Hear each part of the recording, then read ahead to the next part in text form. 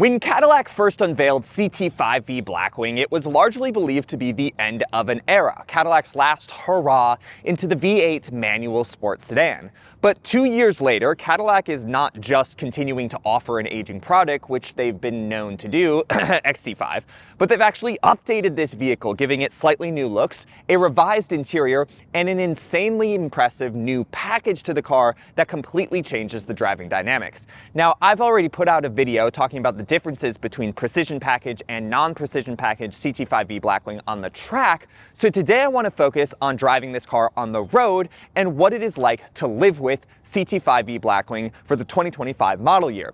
Let's dive into it. For the avoidance of doubt, this is not a precision package CT5V BLACKWING. Cadillac did not tick that $18,000 option when speccing this press vehicle. Somehow, though, this car still does have a sticker price of $130,000, meaning it has $30,000 worth of options, and I have the Monroney right here. So let's go through what makes this vehicle so expensive. So starting off strong is an option that is included with the precision package and is part of the reason why the precision package is so expensive, and that is the $9,000 carbon ceramic brakes.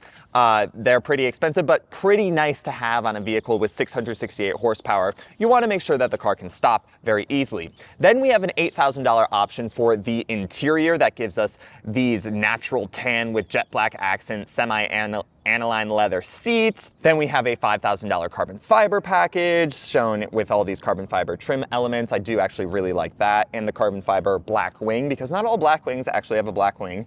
Then we have the 10-speed auto, which is $3,600. Then we have Super Cruise, which is $2,600. Gas guzzler tax, $1,700. Performance data and video recorder. The PDR is actually really cool and really impressive if you are going to take your CT5V BLACKWING on the track. 1, get the precision package. 2, get the PDR. That's $1,600. This yellow paint, not my favorite, is $600. And these wheels, these 19-inch aluminum alloy with satin graphite dark finish, another $600 for a grand total of $33,000 worth of options and a sticker price of $130,480. So not cheap. But let's talk about some of the visual changes for 2025. A lot of it is up front. We have a slightly reworked front end. We have this black element that kind of cuts from the lower front corner of the car, comes in, and then swoops around back to the headlights. I love the contrast between the body colored segments and the black segments. This model does have that carbon fiber splitter, part of the $5,000 carbon fiber package. And we have these fun new headlight animations. When you unlock the car, you get a little dance of the turn signal and the headlights. I do really like the daytime running light signature that this car has. Really brings it in line with the Cadillac family, the tall vertical LED lights. And we have slightly revised air intakes on either side of the lower grille. I think that looks really cool. And overall, I just think the car is a tad sharper visually, definitely a bit more modern and aggressive, and very fitting of CT5V BLACKWING's position. Coming around to the back, it is visually very similar to before. This model, as I mentioned, does have this carbon fiber BLACKWING. Again, BLACKWING is a trim level, not necessarily saying that the car has a BLACKWING. It used to refer to the BLACKWING V8, which you could get on the CT6V BLACKWING, but this one is a different engine, supercharged 6.2 liter V8. But I think this is a pretty elegant back end, aggressive for sure. I love the quad exhaust. We do have our reverse light down low. I'm not the biggest fan of that, but that's okay. And then CT5 and the V BLACKWING badge. But I would say on the whole, if it wasn't in this midlife crisis yellow, the car is actually pretty understated in terms of its design, and it would be pretty easy to not know that you were driving past a super powerful sports sedan, except if you heard the car.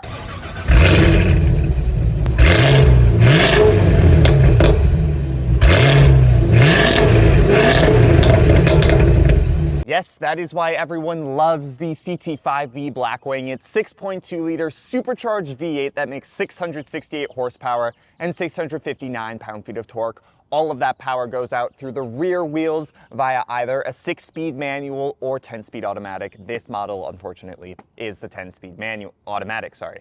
Not that it's that important, but fuel economy numbers are obviously pretty dismal in this CT5V BLACKWING. It's set to average about 15 miles per gallon. I personally have been averaging 10 miles per gallon, which is most annoying just in terms of this vehicle's range. I saw about 200 miles on a full tank, which just means you have to refuel quite frequently, and gas isn't cheap. So yeah, you're going to be spending a lot of money on gas, but you knew that when you were getting a 668 horsepower V8 sedan. All right, let's climb now into Blackwing, because if you're buying this, you're probably going to be using the back seats. Otherwise, you would just get a Corvette, because why would you get a sedan if you could get basically a supercar? So climbing into the back seat and shutting the door sounds pretty solid. There is an empty can in there, sorry about that. So this chair is adjusted to about my ideal driving position. I absolutely love these carbon fiber backed bucket seats that we have in the front seats. That's part of that $8,000 interior package. That is part of the reason this vehicle is so expensive, but I do have plenty of knee room and foot room beneath that seat. But sitting upright, headroom is a bit tight for me at 6'2". The sloping roofline of this car definitely does eat into rear seat space, but overall, it's a pretty comfortable experience back here. We have no glass roof on this particular model. You can get like a panoramic sunroof on CT5V Blackwing. This model just has this Alcantara headliner, which I'm absolutely fine with. I don't really care for large glass roofs. Folding down the armrest, we get some creature comforts like a pair of cup holders.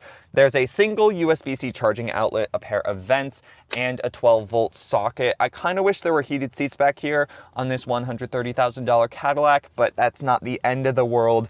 So you definitely can use these back seats. Taller individuals might feel a little cramped, but definitely more practical than, say, a Corvette. All right, but you, the buyer, are gonna spend most of your time up front, and this is where day to day you're gonna notice most of the differences. So let's start the car.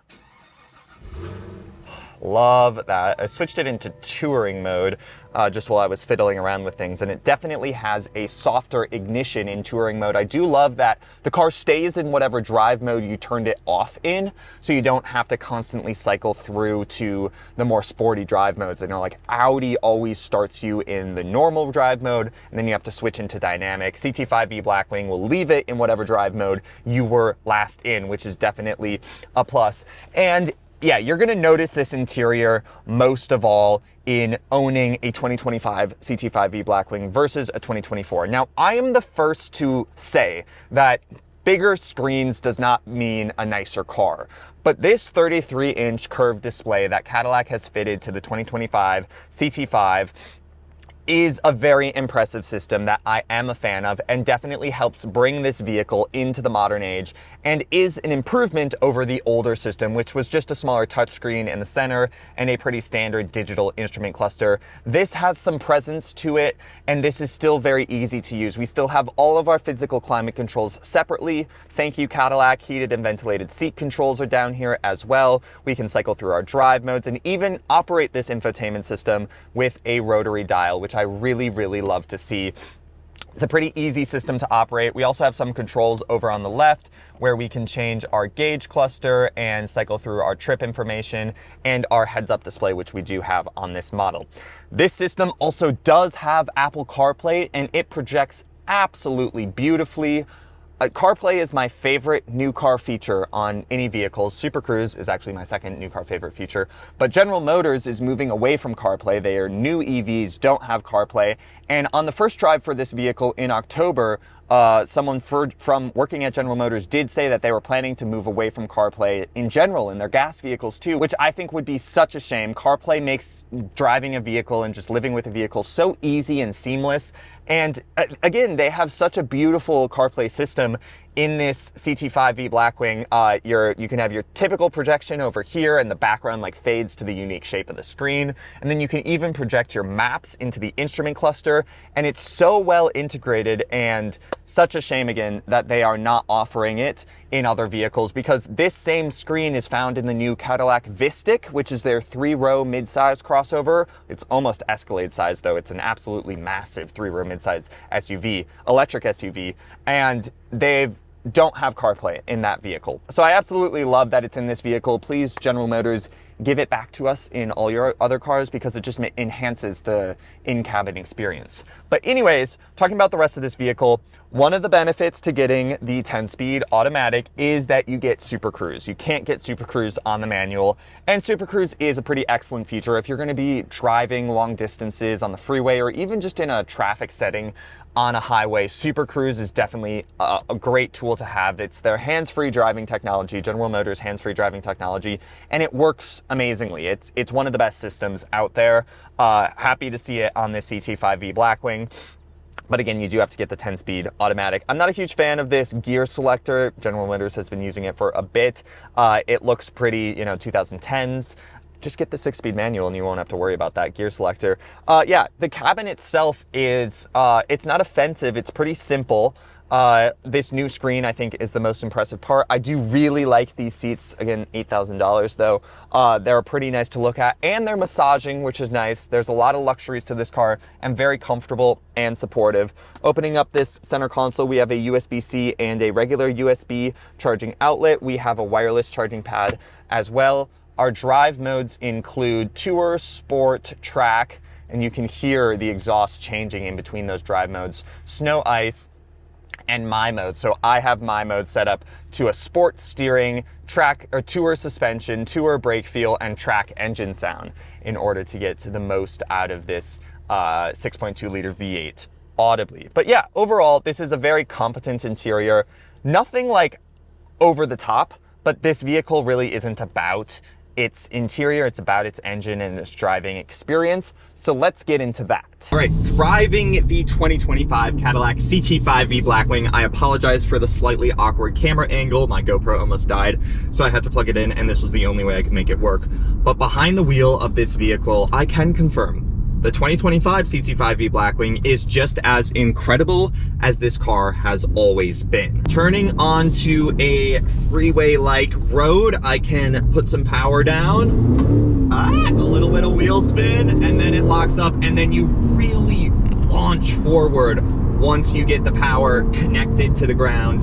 The car only weighs about 4,300 pounds, but with 668 horsepower, that's an astounding power to weight ratio and really helps push this car down the road when it connects. I was recently driving a couple of very powerful electric vehicles, Lucid Air Sapphire, Rivian R1T Tri, that made more power than this vehicle. Air Sapphire makes almost double the horsepower of this Blackwing, but those are tri-motor all-wheel drive setups. So when you put your foot down, those cars just launch forward. Oh my God. Which is a very different experience than this Blackwing. When you put your foot down, not only is there a symphony of noise that comes out from the hood and the exhaust behind you, but there is also this drama as the wheels spin a little, traction control cuts in, because I'm not going to drive this car without traction control, and then the car kind of figures itself out and launches forward. It's more of a dance with this vehicle, definitely not as repeatably, easily quick as it is in those EVs. But it sounds so good. This is obviously more old school, but it's so much fun, and I enjoy both. It's just interesting, the dichotomy between those two experiences.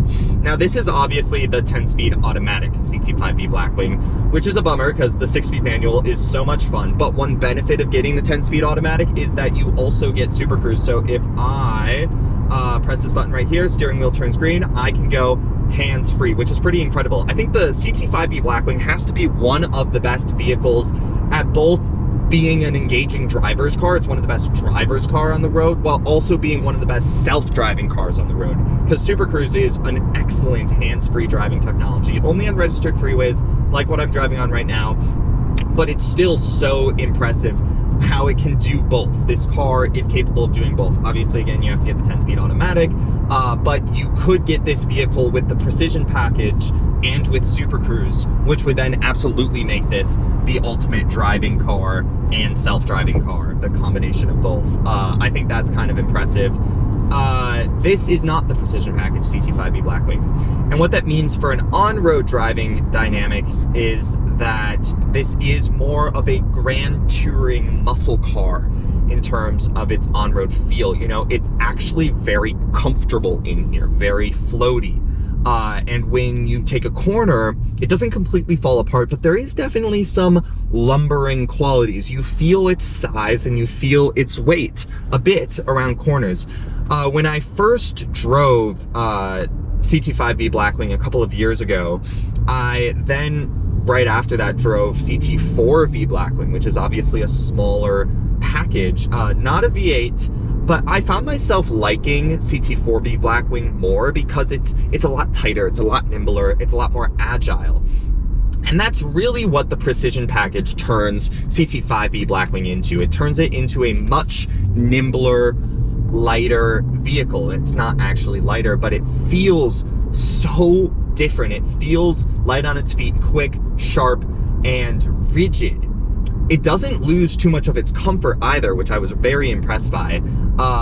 The CT5V BLACKWING with precision package is still a very comfortable car, but what Cadillac has been able to do to the suspension, to the bracings, to all of the components underneath the vehicle have completely changed the driving characteristics. That is not a Grand Tourer / muscle car. That is a sports vehicle through and through.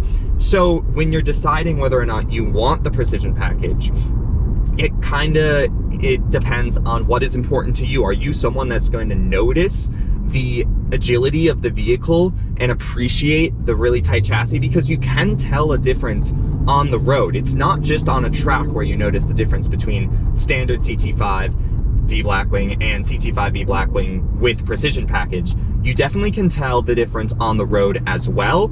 And so if you are fine with just flooring it and getting a lot of noise and wheel spin, and that's what you want out of this car, well then don't spend the $18,000 on precision package. You're gonna be fine with the standard BLACKWING. But if you are someone who notices that difference, well, I think it's $18,000 well spent. Personally, I would definitely go for the precision package because, again, completely changes the driving dynamics of the vehicle, and I think it changes them for the better. I definitely noticed the difference on the road and on the track. I shaved like 3-4 seconds off of my lap times when we were driving out at Atlanta Motorsports Parkway, I think, in Georgia in October, when we had these cars back to back. And I personally really appreciated the changes Cadillac had made with the precision package. But I don't think everyone will, and I think a lot of people are just buying this car for its engine, for its looks, and for its 6-speed manual. And you could save 18 grand by not getting the precision package. One thing that comes with the precision package that you can get separately are the carbon ceramic brakes. It is just part of that package, part of the $18,000, but you can get them separately, and I think they're like $8,000. And they are definitely nice to have. Things can get a bit squirrely in this car, so it's nice to know that you can bring the car to a stop promptly. So really the suspension and underneath upgrades to the precision package are only about $10,000 if you subtract the price of the carbon ceramic brakes. Oh God, this car is just, it's so lovely to accelerate. And one of the best things about CT5V BLACKWING, no matter which version you get, is just how easy and comfortable this vehicle is. I'm driving at 60 miles an hour. It's fairly quiet in here. I'm getting a massage. These seats are very comfortable.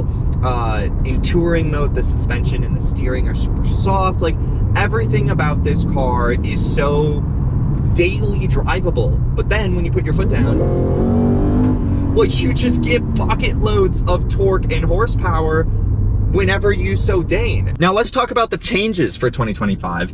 It's this 33-inch curved display. Now, while it's definitely keeping up with the times in terms of automotive trends, Cadillac bringing in this larger screen, it might seem a little incongruent on the surface to have such a big touchscreen and just screen in general in this very driver-focused vehicle, but I'm happy to report that it doesn't interfere with the driving dynamics or the driving, experience of this vehicle too much. It's a curved display, so all the screens are still facing towards you, helps keep the cockpit feel of this vehicle and this driver's seat. And Cadillac has introduced, or at least kept, a lot of driver-oriented displays that are super interesting. Like right now, I'm getting a live readout of my horsepower and torque. There's also a PDR system that will teach you and coach you on your lap time, track tracking you lap after lap and telling you areas where you could improve your lap times, which is really cool. And we also have a lot of physical controls. So that's the 2025 Cadillac CT5V Blackwing. This car achieves its mission of just being so much fun perfectly.